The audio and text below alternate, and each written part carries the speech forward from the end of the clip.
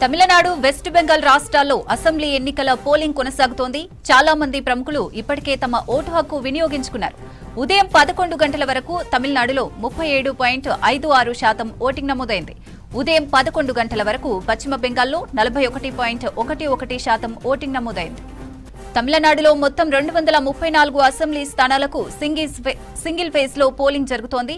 తమిళనాడు ముఖ్యమంత్రి ఎంకే స్టాలిన్, ఆయన భార్య దుర్గా స్టాలిన్, వారి కుమారుడు ఉదయనిధి స్టాలిన్ చెన్నైలో ఓటు వేశారు.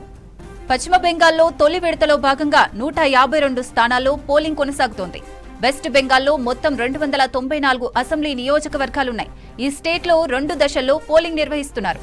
మొదటి విడత పోలింగ్ జరుగుతోంది. 152 అసెంబ్లీ సీట్లకు ఎన్నికలు జరుగుతున్నాయి. ఎన్నికలు జరిగే నియోజకవర్గాల్లోని సమస్యాత్మక కేంద్రాలను గుర్తించి అదనపు బలగాలను మోహరించారు. ఇక 2 రాష్ట్రాల ఎన్నికలపై మరిన్ని డీటెయిల్స్ మదార్ అందిస్తారు. మదార్, తమిళనాడు, బెంగాల్ ఎన్నికలపై అప్డేట్స్ ఏంటి?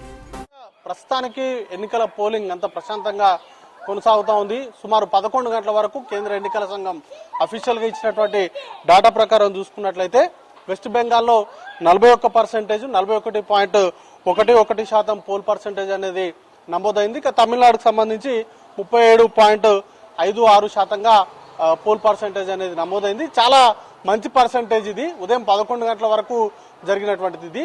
ఇక 1 గంట వరకు అంటే మరి కాసేపట్లోనే ఇప్పటి వరకు జరిగినటువంటి పోల్ పర్సెంటేజ్ పైన ఒక అప్డేట్ అనేది కూడా కేంద్ర ఎన్నికల సంఘం ఇస్తుంది. ఎక్కడ కూడా ఎలాంటి అవాంఛనీయ సంఘటనలు జరగకుండా ఏదైనా ఈవీఎంలో మొరాయింపు లాంటి చిన్న చిన్న ఘటనలు మినహా మిగతా అంతా కూడా స్మూత్ గానే ఎలక్షన్ కి సంబంధించినటువంటి ప్రొసీడింగ్స్ అంతా కూడా జరుగుతూ ఉన్నాయి. చాలా పోలింగ్ కేంద్రాల వద్ద ఇటు భారీగా ప్రజలు బారులు తీరినటువంటి పరిస్థితి ఉంది.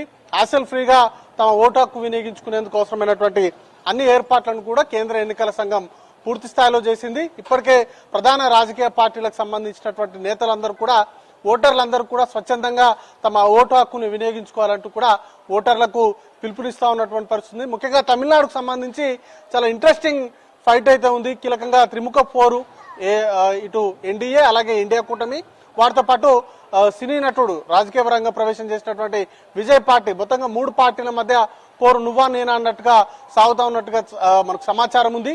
కీలకంగా ఓటింగ్ సంబంధించి సమయాన్ని పొడిగించాలంటూ కూడా టీవీకే అధినేత విజయ్ ఇప్పటికే కేంద్ర ఎన్నికల సంఘానికి లేఖ రాశారు. ఎన్నికలకు సంబంధించినటువంటి ఏర్పాట్లపైన, ముఖ్యంగా రవాణాకు సంబంధించినటువంటి ఏర్పాట్లపైన ఆయన అసంతృప్తిని వ్యక్తం చేస్తూనే పోలింగ్ సంబంధించినటువంటి సమయాన్ని సాయంత్రం 6 గంటల వరకు ఉంటుంది, దాన్ని 8 గంటల వరకు పొడిగించాల్సిందిగా ఆయన విజ్ఞప్తి చేశారు. దానికి కేంద్ర ఎన్నికల సంఘం ఎట్లా చూస్తుంది అనేది కూడా చూడాల్సి ఉంటుంది. కానీ ఇప్పటి వరకు అయితే సాయంత్రం 6 గంటల వరకు ఎవరైతే క్యూ లైన్లలో వేచి ఉంటారో వారందరికీ కూడా ఓటు హక్కు వినియోగించుకునేందుకు అవకాశం ఉంటుంది. ఆ తర్వాత వచ్చేటువంటి వారిని మాత్రం అలో చేయరు. అయితే విజయ్ మాత్రం రాత్రి 8 వరకు ఎన్నికలకు సంబంధించినటువంటి ఓటు హక్కు వినియోగించుకునేందుకు అవకాశం కల్పించాల్సిందిగా ఒక విజ్ఞప్తిని అయితే చేశారు.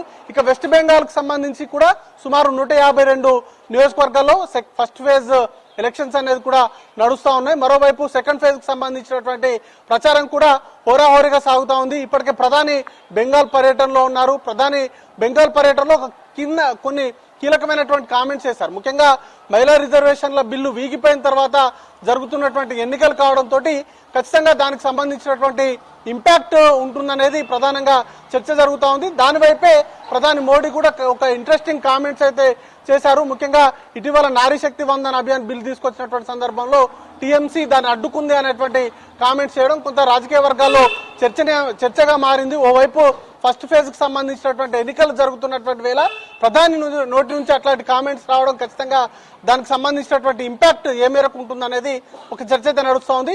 ప్రస్తుతానికి కొన్ని ప్రాంతాల్లో ముఖ్యంగా సెంట్రల్ సంబంధించినటువంటి బలగాలను అయితే ఇటు వెస్ట్ బెంగాల్లో భారీగా మోహరించినటువంటి పరిస్థితి. సుమారు 2500 కంపెనీలకు సంబంధించినటువంటి కేంద్ర బలగాలను మోహరించారు.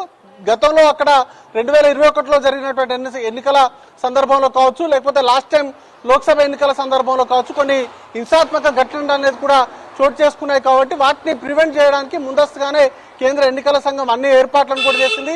ఇక 100% వెబ్ కాస్టింగ్ ద్వారా ప్రతి అంశాన్ని కూడా ప్రతి ఎన్నికలకు సంబంధించినటువంటి ప్రతి అంశాన్ని కూడా క్షుణ్ణంగా పరిశీలిస్తుంది. ఇప్పటికే 2 రాష్ట్రాలకు సంబంధించి మైక్రో అబ్జర్వర్స్ కావచ్చు, లేకపోతే కేంద్ర ఎన్నికల సంఘానికి సంబంధించిన అధికారులందరూ కూడా ఎప్పటికప్పుడు ఎన్నికలకు సంబంధించినటువంటి సరళిని పరిశీలిస్తా ఉన్నారు. పోలింగ్ అప్డేట్స్ కాడ నుంచి మొదలు పెట్టుకుంటే పోలింగ్ జరుగుతున్నటువంటి తీరు కావచ్చు, లేకపోతే అక్కడ ఏవైనా సమస్యలు ఉత్పన్నమైనా వాటిని ఎప్పటికప్పుడు సార్ట్అవుట్ చేసే దిశగా ప్రయత్నాలు అనేది కూడా చేస్తా ఉన్నటువంటి సిచ్యువేషన్ ఉంది శిరీష.